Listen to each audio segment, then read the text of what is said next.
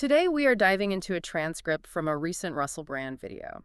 And the title is, well, this is more disturbing than I could have imagined. Yeah, which sounds like standard clickbait, honestly. Exactly. But the content actually attempts something quite ambitious. It tries to bridge that gap between tabloid-style scandal and like a real serious philosophy of power. Right. It operates on two levels. On the surface, you have these bizarre, highly specific allegations regarding the Epstein files. But he uses those lurid details as a foundation. He argues that global power structures like media and banking aren't just failing, but are actively designed to protect a specific class. So he essentially treats the Epstein files not as a criminal docket, but as a map, a CT scan of the whole system, to use his exact phrasing. A CT scan, that's a great way to put it. But to understand that critique, we have to look at the specific evidence he anchors this on. Right, the Snow White connection. Yeah.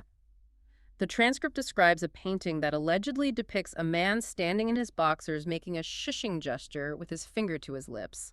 And there's a woman dressed as Snow White in the background. And he explicitly connects this imagery to Jess Staley, the former CEO of Barclays and a former executive at JP Morgan. And he's not just relying on a visual interpretation there. He highlights an actual email exchange. Yeah, an email from July 2010 between Staley and Epstein.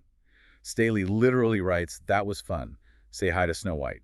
And Epstein replies, "What character do you want next?" It's the specificity that Brand latches onto, because he points out that the man in the painting bears a physical resemblance to Staley.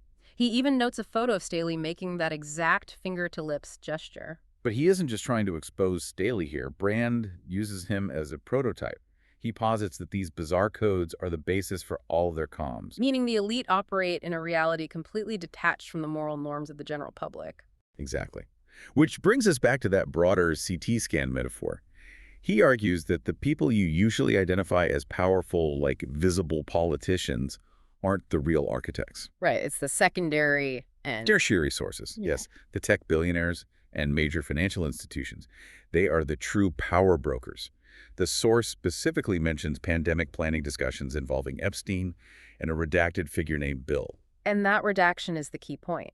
If it's legitimate public health planning, why the secrecy? Precisely. Yeah. And this leads to one of the most interesting concepts in the transcript, the idea of institutions as silent partners. Silent partners, meaning banks, courts, and academia aren't necessarily filled with evil people twirling mustaches. Right. They operate on what Brand calls convenient forgetfulness. Which is a crucial distinction. It suggests a sort of passive corruption. You don't have to actively participate in crimes. You just have to agree that certain individuals are too important to fail. And that forgetfulness allows these institutions to maintain a moral high ground publicly.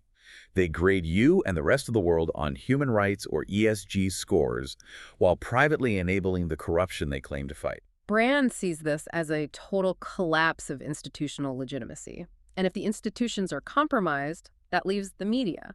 Normally, the media is supposed to be the watchdog. But Brand argues that centralized media, like state-sponsored outlets, have become a tool to spellbind rather than inform. He contrasts this with independent media, though, right? He describes the independent landscape as a diffuse mosaic. Yes, a diffuse mosaic, meaning no single independent voice has the whole truth. But if you piece them together, you get a clearer picture than the official narrative offers. Right, it's an aggregation of truth versus a curated narrative. But here is where the transcript takes a really sharp turn. You might expect his solution to be vote differently. Or support new laws. Exactly. Instead, he rejects materialism entirely. He pivots straight to the spiritual. He really does. He argues that technology and secular governance cannot save you from a system that is spiritual in its corruption. He explicitly calls for localized control and a submission to the supreme truth of Christ. It's framed as an act of rebellion. If the systems of man are built on domination, the only way to opt out is through a spiritual framework that rejects those values entirely. It is a radical conclusion. He moves from forensic analysis of emails to a theological ultimatum. We really went from a Disney costume to the nature of oligarchy. We did. And it forces a difficult question for you as the listener. Right. If the institutions you rely on for moral guidance are merely silent partners to the powerful, do you have any mechanism left to hold them accountable? Other than walking away entirely. That is the question you have to chew on today.